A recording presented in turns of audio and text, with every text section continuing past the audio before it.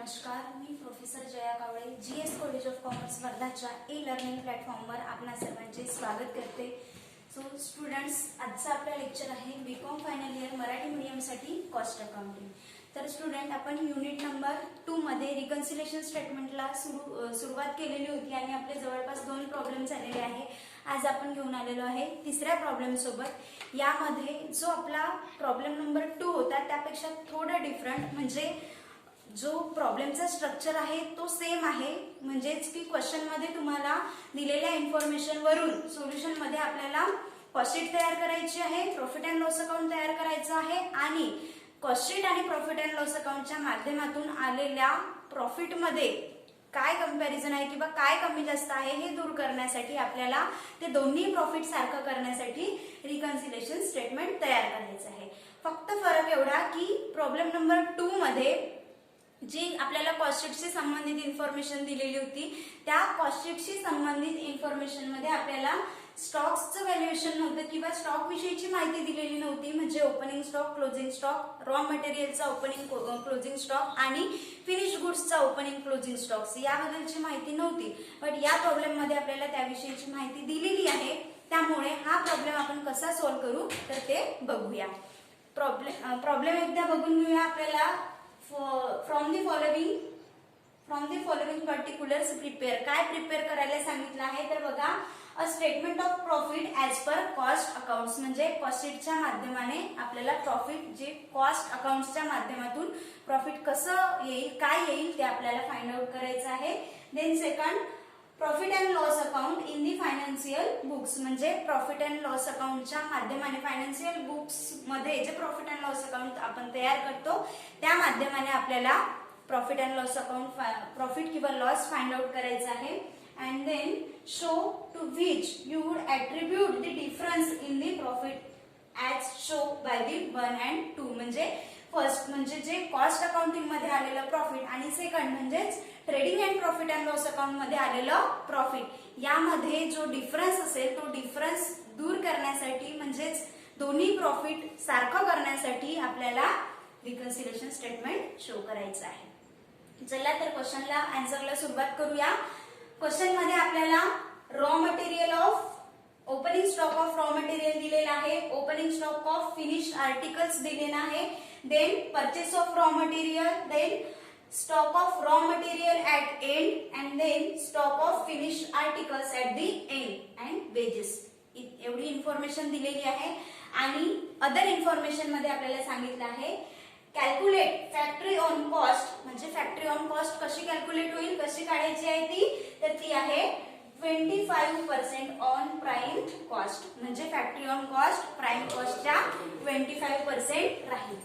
And office on cost at 75% of factory cost. म्हणजेच ती जी office on cost राहील ती ऑफिस ऑन कॉस्ट आपल्याला घ्यायची आहे 75% ऑफ फॅक्टरी ऑन कॉस्ट. ठीक आहे. Then actual works experience amounted to rupees 1,16,250. म्हणजे ऍक्च्युअल एक्सपेन्सेस. आता हा ऍक्च्युअल एक्सपेन्सेस कशासाठी दिलेला आहे तर हा ऍक्च्युअल एक्सपेन्सेस आपल्याला दिलेला आहे trading and profit and loss account साठी. ठीक आहे. तर ऍक्च्युअल एक्सपेन्सेस, ऑफिसचा ऍक्च्युअल एक्सपेन्सेस आणि वर्क्सचा ऍक्च्युअल एक्सपेन्सेस म्हणजे वर्क एक्सपेन्सेस आणि ऑफिस एक्सपेन्सेस आपल्याला प्रॉफिट अँड लॉस अकाउंट मध्ये घेण्यासाठी दिलेला आहे. अँड देन प्रॉफिटशी संबंधित आपल्याला सांगितलं आहे the selling price was fixed at a profit of 20% on the selling price. म्हणजेच की जे कॉस्ट शीट मधलं आपलं प्रॉफिट राहणार आहे तर ते कसं राहणार आहे 20% ऑन सेलिंग प्राइस. ठीक आहे. आपल्याला या ठिकाणी सेलिंग प्राइस सांगितलेली नाही आहे, बट जे प्रॉफिट कॅल्क्युलेट करायचं आहे ते प्रॉफिट आपल्याला 20% ऑन सेलिंग प्राइस घ्यायचं आहे. तर चला आता आपण डायरेक्ट सोल्युशन बघूया की याचे इम्प्लिमेंट आपल्याला कॉस्ट शीट मध्ये कशा पद्धतीने करायचं आहे. आता कॉस्ट शीट तयार करत असताना सुरुवातीला आपण काय करत असतो की कंझ्युम मटेरियल काढत असतो. तर कॉस्ट ऑफ कंझ्युम मटेरियल पहिलं हेडिंग राहील कॉस्ट ऑफ कंझ्युम मटेरियल. आता कॉस्ट ऑफ कंझ्युम मटेरियल काढण्यासाठी काय काय आवश्यक आहे आपल्याला, तर सर्वात आधी आपल्याला आवश्यक आहे opening stock of raw material. तर क्वेश्चन मध्ये बघा दिलेला आहे का, तर हो क्वेश्चन मध्ये आपल्याला दिलेला आहे opening stock of raw material 60,000. तर फर्स्ट पॉइंट इथे येईल opening stock of raw material. किती आहे opening stock of raw material ₹60,000. Inner column मध्ये लिहायचं आहे ₹60,000. देन नेक्स्ट यामध्ये आपण ऍड करत असतो परचेस ऑफ रॉ मटेरियल. तर purchase of raw material question मध्ये आहे बघा, परचेस ऑफ रॉ मटेरियल 3,60,000. तर यामध्ये प्लस होईल purchase of raw material. Purchase of raw material 3,60,000. 3,60,000. Total होईल 4,20,000. देन यामधून लेस होईल closing stock of raw material. तर रॉ मटेरियलचा closing stock of raw material at end म्हणजे हा क्लोजिंग स्टॉक ₹90,000 लेस होईल. Closing stock of raw material. Closing stock of raw material किती दिलेला आहे 90,000.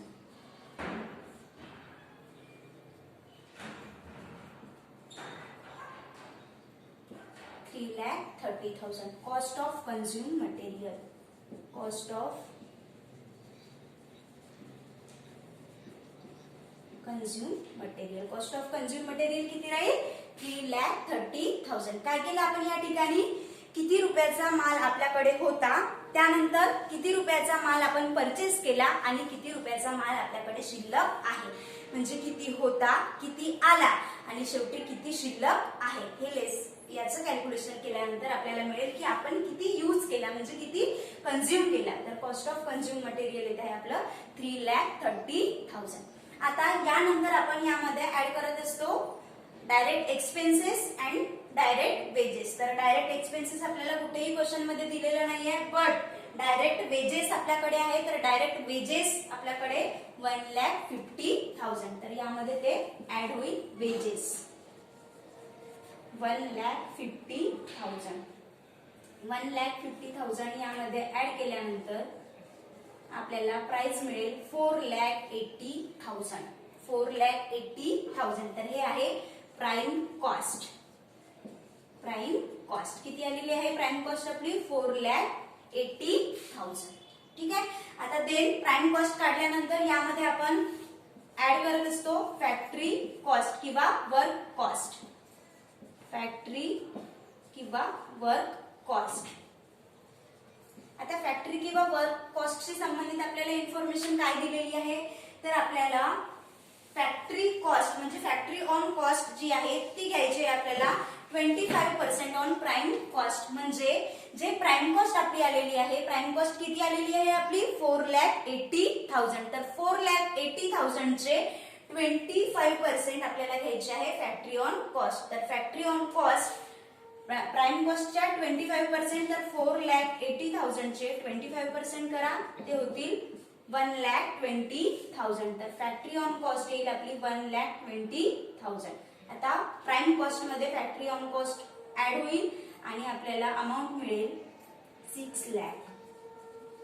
अमाऊंट मिळेल 6 लाख. हे झालेलं आहे factory cost. Factory cost. Factory on cost किती 1,20,000 आणि फॅक्टरी कॉस्ट किती आलेली आहे ₹6 लाख. क्लिअर. देन यामध्ये आपण ऍड करत असतो office expenses. Office cost. Office किंवा प्रोडक्शन कॉस्ट. तर ऑफिस किंवा प्रोडक्शन कॉस्ट साठी आपल्याला इन्फॉर्मेशन बघा काय सांगितलेली आहे. ऑफिस ऑन कॉस्ट साठी सांगितलेलं आहे की office on cost at 75% on factory on cost. म्हणजे ऑफिस कॉस्ट जी आहे ती फॅक्टरी कॉस्टच्या 75% राहणार आहे. तर आपली ऑफिस ऑन कॉस्ट किती आलेली आहे 1,20,000. तर 1,20,000 चे जर आपण 75% काढतो तर ते होईल 90,000. तर या ठिकाणी ऑफिस ऑन कॉस्ट येईल 90,000. कसे काढले आपण 1,20,000 office on cost 1,20,000 multiply by 75 divided by 100 म्हणजे 75%, 90,000. ठीक आहे. आता फॅक्टरी कॉस्ट मध्ये ऑफिस ऑन कॉस्ट ऍड होईल आणि आपल्याला प्राइस मिळेल 6,90,000. 6,90,000. तर हे राहील प्रोडक्शन कॉस्ट. Production cost. ठीक आहे. प्रोडक्शन कॉस्ट किती आलेली आहे? 6,90,000. आता जर आपल्याला क्वेश्चन मध्ये opening stock of finish goods आणि closing stock of finish goods दिलेलं असेल तर त्याचं कॅल्क्युलेशन जे आहे प्लस मायनस ते आपण ऑफिस कॉस्टच्या हेडिंग मध्ये करत असतो. तर या ठिकाणी जे प्रोडक्शन कॉस्ट आपली आलेली आहे त्या प्रोडक्शन कॉस्ट मध्ये opening stock of finish goods plus होईल आणि closing stock of finish goods minus होईल. तर opening stock of finish goods दिलेले आहे आपल्याला. बघा किती आहे opening stock of finish articles rupees 1,20,000. तर या ठिकाणी प्लस करूया आपण opening stock of finished articles. Opening stock of finished articles rupees 1,20,000. Rupees 1,20,000 plus केल्यानंतर 8,10,000. आपल्याला जी प्राइस आहे ती मिळेल 8,10,000. देन यानंतर आपल्याला लेस करायचं आहे closing stock of finished goods.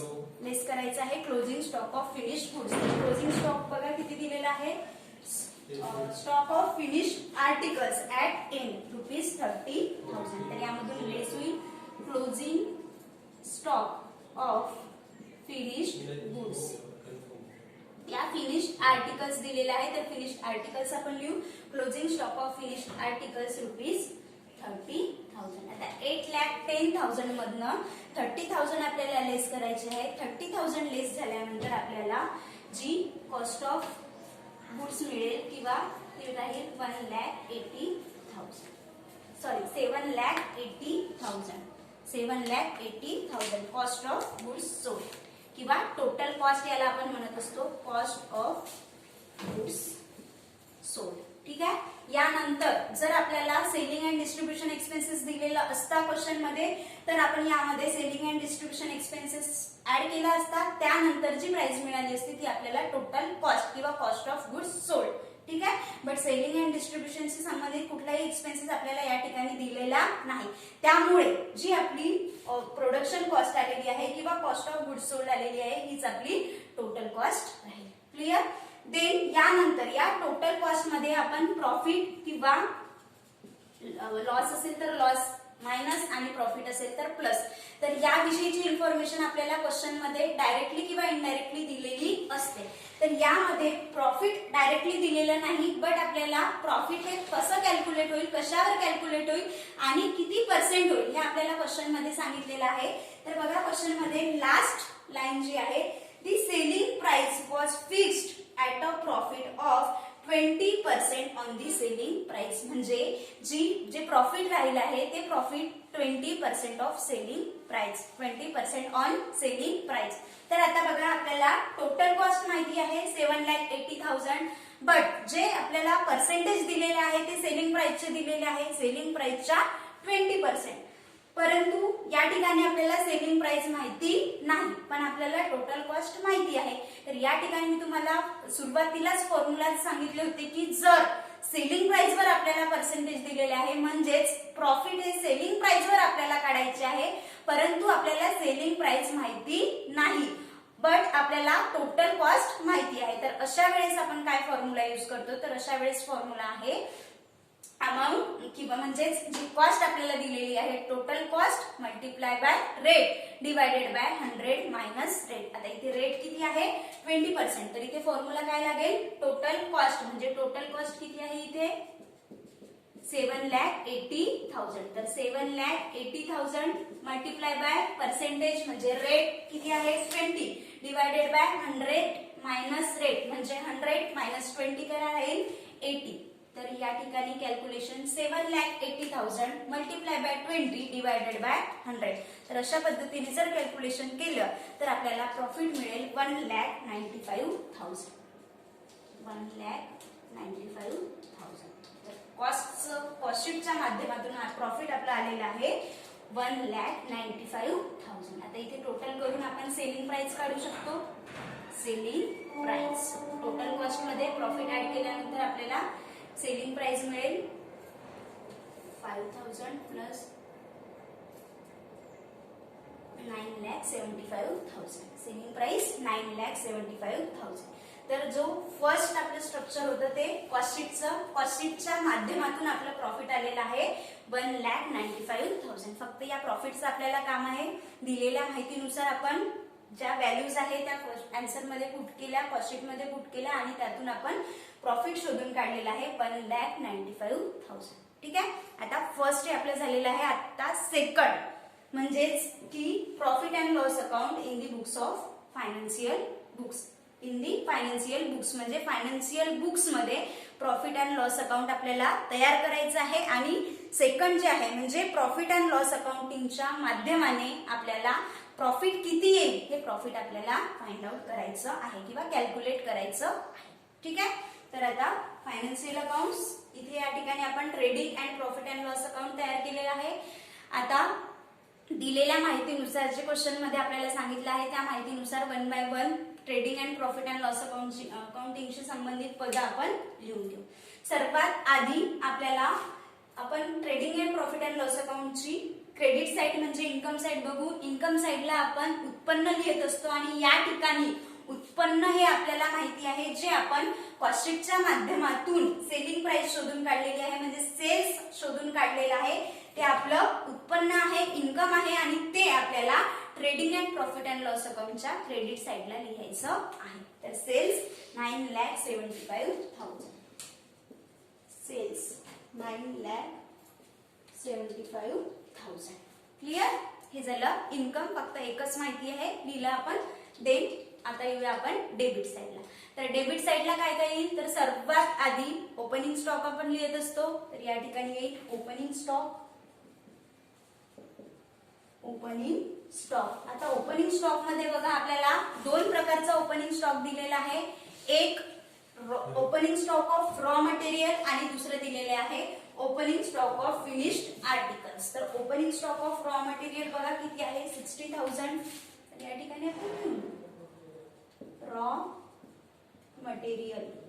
मटेरियलचा किती आहे 60,000 and then finished articles.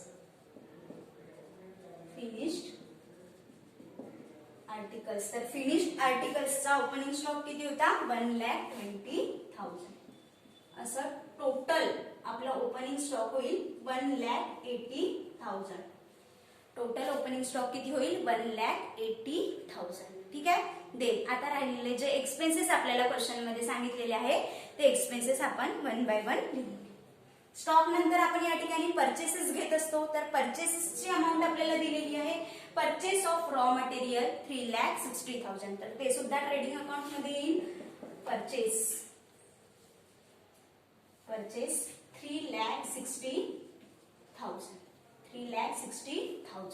Then office on cost किंवा फॅक्टरी ऑन कॉस्ट जे आहे ते एक्सपेन्सेस या ठिकाणी येईल.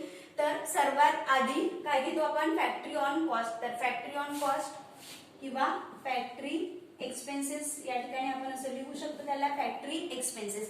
आता हे जे आपल्याला पर्सेंटेज मध्ये अमाऊंट दिलेली होती म्हणजेच factory on cost 25% on prime cost आणि office on cost 75% on factory on cost. तर ही इन्फॉर्मेशन फक्त आपल्याला कॉस्टशीट पुरतीच दिलेली होती म्हणजे ते आपल्याला कॉस्टशीट मध्ये घेतानाच तशी अमाऊंट घ्यायची आहे. बट आपण फायनान्शियल अकाउंटिंग मध्ये किंवा trading and profit and loss account तयार करताना जो ऍक्च्युअल एक्सपेन्सेस आपला झालेला आहे तो ऍक्च्युअल एक्सपेन्सेस गृहीत घेत असतो म्हणजे घेत असतो. तर ऍक्च्युअल एक्सपेन्सेस फॅक्टरीवर किती झालेला आहे किंवा ऑफिसचा किती झालेला आहे तर ते आपल्याला क्वेश्चन मध्ये सांगितलेलं आहे का एकदा बघून घेऊया. जर सांगितलं असेल तर दिलेला ऍक्च्युअल एक्सपेन्सेस आपल्याला घ्यायचा आहे आणि सांगितलं नसेल तर ऍज इट इज जे आपण कॉस्टशीट मध्ये घेतलं तसं घ्यायचं. पण क्वेश्चन मध्ये बघायचं सांगितलेलं दिलेलं आहे का.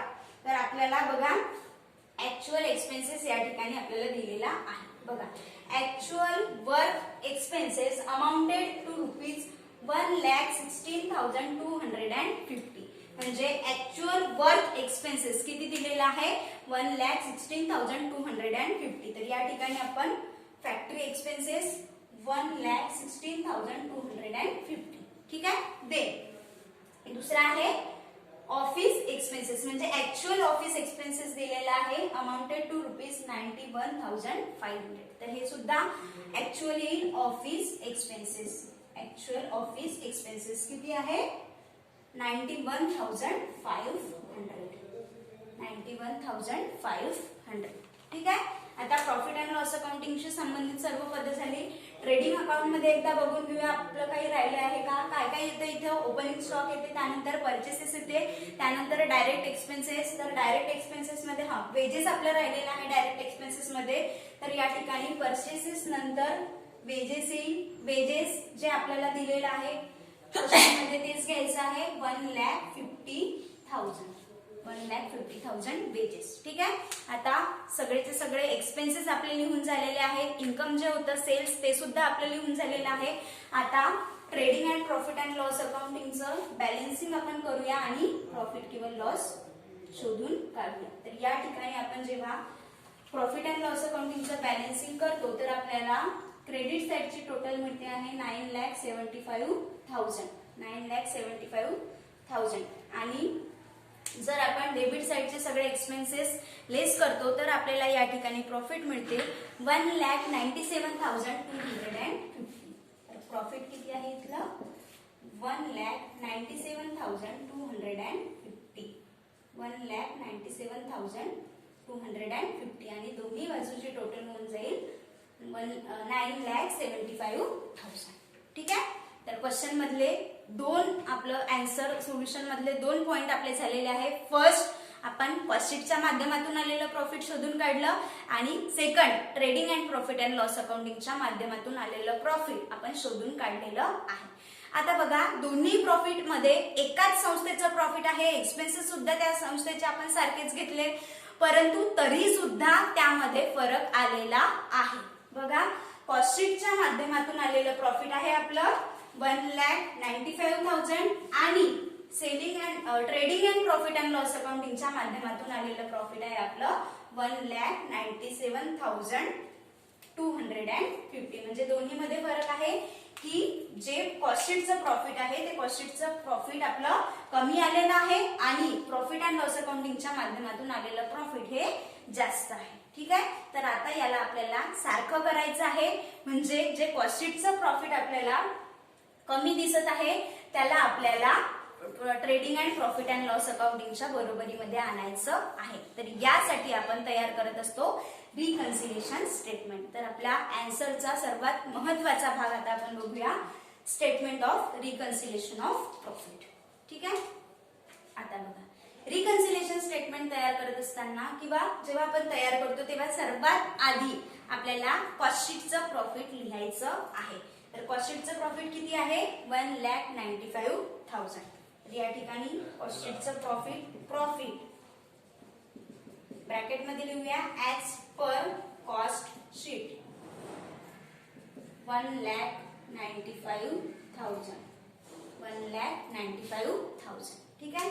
आता हे जे प्रॉफिट आहे हे प्रॉफिट लिहिल्यानंतर यामध्ये आपल्याला काही एक्सपेन्सेस किंवा इन्कम ऍड करायचे असतात तर काही एक्सपेन्सेस किंवा इन्कम आपल्याला लेस करायचे असतात.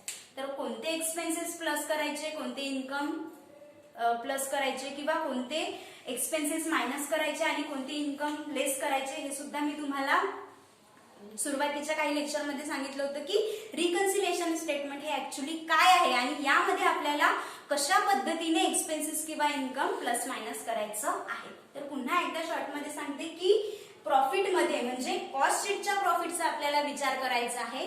त्यामध्ये आपल्याला कुठले एक्सपेन्सेस प्लस करायचे आहे आणि कुठले एक्सपेन्सेस मायनस, कुठले इन्कम प्लस आणि कुठले इन्कम मायनस. तर त्यासाठी एक छोटीशी आणि म्हणजे सर्वात सोपी पद्धत आहे. सगळ्यात आधी जे एक्सपेन्सेस आहेत म्हणजे एक्सपेन्सेस जर ओव्हरचार्ज असतील म्हणजे जास्त चार्ज केलेले असतील, ओव्हरचार्ज असतील तर ते प्लस करायचे आणि तेच एक्सपेन्सेस जर का अंडर शो असतील म्हणजे कमी दाखवलेले असतील तर ते आपल्याला लेस करायचे आहे. Clear. Expenses overcharge plus under show minus. ठीक आहे. देन इन्कम मध्ये सुद्धा जर इन्कम ओव्हरचार्ज असेल तर इन्कम ओव्हरचार्ज लेस होईल आणि इन्कम अंडर शो जर असेल म्हणजे कमी दाखवल्या गेलेले असेल तर ते प्लस होईल. आणि त्याचं रिझन सुद्धा आपण का बरं प्लस करत असतो, का बरं ते मायनस करत असतो हे सुद्धा मी तुम्हाला सांगितलेलं आहे. तर या क्वेश्चन मध्ये आपण बघूया की आपल्याला काय कोणते एक्सपेन्सेस प्लस करायचे आहे, कोणते एक्सपेन्सेस लेस करायचे आहे. तर यामध्ये इन्कम फक्त एकच दिलेला आहे म्हणजे इन्कमचं तर अंडर शो किंवा ओव्हर शो तर दिलेलं राहणारच नाही. बट एक्सपेन्सेसच्या बाबतीत आपल्याला विचार करायचा आहे. तर आता एक्सपेन्सेस बघा, opening stock as it is जसं आहे तसं ते आपण घेतलं. परचेस सुद्धा जे म्हणजे वेजेस पर्यंत ट्रेडिंग अकाउंटिंगशी संबंधित जे पद होते किंवा जे एक्सपेन्सेस होते ते आपण जे कॉस्ट शीट मध्ये घेतले तेच सेम त्याच व्हॅल्यूवर आपण प्रॉफिट अँड लॉस अकाउंट मध्ये सुद्धा घेतले. आता फक्त प्रश्न आहे की प्रॉफिट अँड लॉस अकाउंट मधले जे पद आहे म्हणजेच फॅक्टरी कॉस्ट आणि फॅक्टरी ऑन कॉस्ट आणि ऑफिस ऑन कॉस्ट, तर यामध्ये फक्त फरक केलाय कारण कॉस्ट शीट मध्ये आपण फॅक्टरी ऑन कॉस्ट आणि ऑफिस ऑन कॉस्ट हे पर्सेंटेजच्या बेसवर घेतले आणि trading and profit and loss account मध्ये आपण ते ऍक्च्युअल एक्सपेन्सेस वर घेतले. तर त्यामध्ये काय फरक आहे, किती फरक आहे आणि त्याचा इफेक्ट काय होईल हे बघूया. बघा कॉस्ट शीट मध्ये बघा फॅक्टरी ऑन कॉस्ट किती घेतलेला आहे आपण 1,20,000, जेव्हा की factory on cost actual expenses किती आहे 1,16,250. म्हणजेच कॉस्ट शीट मध्ये 1,20,000 घेतले आहे. म्हणजेच याचा अर्थ काय की प्रॉफिट अँड लॉस अकाउंट मध्ये ऍक्च्युअल एक्सपेन्सेस पेक्षा आपण कॉस्ट शीट मध्ये हा एक्सपेन्सेस जास्त घेतलेला आहे. म्हणजेच इनडायरेक्टली इथे आपल्याला काय सांगितलेलं आहे की कॉस्ट शीट मध्ये आपण तो एक्सपेन्सेस ओव्हरचार्ज केलेला आहे म्हणजे जास्तीचा लावलेला आहे. तर आता किती जास्त लावलेला आहे, आता एक्सपेन्सेस ओव्हरचार्ज म्हटला तर एक्सपेन्सेस जास्त चार्ज केला त्यामुळे आपला प्रॉफिट काय झालेला आहे कमी झालेला आहे. जास्त एक्सपेन्सेस चार्ज कराल तर ऑटोमॅटिकली प्रॉफिट कमी होईल आणि प्रॉफिट कमी झालं तर आता आपल्याला त्याला वाढवायचं आहे आणि वाढवायचं आहे म्हणजेच काय करायचं आहे प्लस करायचं आहे. क्लिअर. तर आता या ठिकाणी एक्सपेन्सेस ओव्हरचार्ज प्लस होईल. एक्सपेन्सेस ओव्हरचार्ज, कोणता एक्सपेन्सेस ओव्हरचार्ज झालेला आहे तर फॅक्टरी कॉस्ट. तर फॅक्टरी कॉस्ट आता बघा किती ओव्हरचार्ज झालेला आहे, आपण कॉस्ट शीट मध्ये किती घेतलेला आहे 1,20,000, जेव्हा की ऍक्च्युअल एक्सपेन्सेस किती आहे 1,16,250. तर एक्स्ट्रा चार्ज म्हणजे ओव्हरचार्ज किती झालेला आहे 3,750. तर 3,750 ओव्हरचार्ज मध्ये एक पद आपण लिहिलेलं आहे. आता दुसरं बघूया. दुसरा एक्सपेन्सेस आपल्याला दिलेला आहे ऑफिस ऑन कॉस्ट. तर office on cost cost sheet मध्ये बघा आपण किती घेतलेला आहे, कॉस्ट शीट मध्ये घेतलेला आहे 90,000 आणि प्रॉफिट अँड लॉस अकाउंट मध्ये म्हणजे ऍक्च्युअल ऑफिस ऑन कॉस्ट किती आलेला आहे तर ऍक्च्युअल ऑफिस ऑन कॉस्ट आहे 91,500. म्हणजेच की कॉस्ट शीट मध्ये आपण काय केलेलं आहे ऑफिस ऑन कॉस्ट म्हणजे ऑफिस कॉस्ट जे आहे ते कमी घेतलेलं आहे. जेव्हा की आपण किती घ्यायला पाहिजे होतं 91,500 पण आपण किती घेतलं 90,000 म्हणजे आपण 1,500 जो एक्सपेन्सेस आहे तो कमी घेतलेला आहे. आता एक्सपेन्सेस कमी घेतलेला आहे याचा अर्थ काय, एक्सपेन्सेस कमी घेतल्यामुळे आपलं जे प्रॉफिट आहे ते प्रॉफिट जास्त दिसत आहे. तर आता आपल्याला कमी करायचं आहे आणि कमी करायचं आहे म्हणजेच आपल्याला रिकन्सिलेशन मधून ते लेस करायचं आहे, मायनस करायचं आहे. तर एक्सपेन्सेस अंडर शो किंवा अंडर चार्ज काय होईल लेस होईल. एक्सपेन्सेस अंडर चार्ज लेस होईल. कोणता एक्सपेन्सेस आहे तो ऑफिस कॉस्ट. ऑफिस कॉस्ट ठीक आहे. किती घेतलेला आहे आपण 90,000 जेव्हा की घ्यायला किती पाहिजे होता 91,500. तर किती कमी घेतलेला आहे 1,500. ठीक आहे. दोनच एक्सपेन्सेस आपल्याला ऍक्च्युअल दिलेले होते आणि जे उरलेले एक्सपेन्सेस आहे trading and profit and loss अकाउंटिंगची तर ते एक्सपेन्सेस आपण ऍज इट इज जे कॉस्ट शीट मध्ये घेतलेले आहे तेच प्रॉफिट अँड लॉस अकाउंट मध्ये घेतले त्यामुळे त्याचा इफेक्ट आपल्या रिकन्सिलेशन स्टेटमेंट मध्ये होणार नाही. रिकन्सिलेशन स्टेटमेंट मध्ये फक्त तेच एक्सपेन्सेस येतील जे आपण जास्त लिहिलेले आहे किंवा कमी लिहिलेले आहे आणि तेच इन्कम येतील जे आपण जास्त दाखवलेले आहे किंवा कमी दाखवलेले आहे. तर इन्कम या ठिकाणी एकच होतं, सेल्स ते तर आपण सेम घेतलेला आहे, त्यामुळे त्याचा इन्कमचा इफेक्ट या ठिकाणी रिकन्सिलेशन मध्ये होणार नाही. फक्त 2 एक्सपेन्सेस आपल्याला दिलेले होते, त्यापैकी एक एक्सपेन्सेस की जो जास्त दाखवला गेला होता, तर म्हणजे एक्सपेन्सेस ओव्हरचार्ज होता, तर ते आपण या ठिकाणी प्लस करत आहे आणि जो एक्सपेन्सेस कमी दाखवलेला होता, अंडरचार्ज होता, तो आपण या ठिकाणावरून मायनस करतो. ठीक आहे. टोटल 3750 लेस होईल. 1,95,000 मधलं 3750 लेस झाल्यानंतर आपल्याला अमाऊंट मिळेल 1,98,750. ठीक आहे. प्लस झाल्यानंतर 1,98,750. देन यामधून लेस होईल 1,500 लेस झाल्यानंतर आपल्याला जे आपलं फायनान्शियल अकाउंटिंगच्या माध्यमातून आलेलं प्रॉफिट अँड लॉस आहे तेच आपल्याला कॉस्ट शीटच्या माध्यमातून आलेलं प्रॉफिट आपल्याला सारखं करायचं आहे. तर आपल्याला या ठिकाणी अमाऊंट मिळेल 1,97,250. म्हणजे कॉस्ट शीटचं प्रॉफिट जे आपलं कमी आलेलं होतं 1,95,000 त्याला आपण आता फायनान्शियल अकाउंटिंगच्या प्रॉफिट एवढं सारखं केलेलं आहे. तर या ठिकाणी आपण घेऊया profit as per financial accounting. Profit as per financial. ठीक आहे. तर आजच्या या क्वेश्चन मध्ये आपण कॉस्ट शीट तयार केली, प्रॉफिट अँड लॉस अकाउंट तयार केलं आणि त्यातून आलेल्या प्रॉफिटला सारखं करण्यासाठी रिकन्सिलेशन स्टेटमेंट तयार केलं. आपले जवळपास 2 टाईपचे प्रॉब्लेम झालेले आहेत. त्यानंतर आपण नेक्स्ट लेक्चरमध्ये 3ऱ्या टाईपचा म्हणजे 3rd टाईपचा प्रॉब्लेम बघूया. पुन्हा भेटूया नेक्स्ट लेक्चरमध्ये. तोपर्यंत झालेले व्हिडिओ बघत राहा, त्यानंतर याची प्रॅक्टिस करत राहा, अजून क्वेश्चन्स गोळा करा आणि सतत त्याची प्रॅक्टिस करत राहा. पुन्हा भेटूया नेक्स्ट लेक्चरमध्ये. तोपर्यंत धन्यवाद.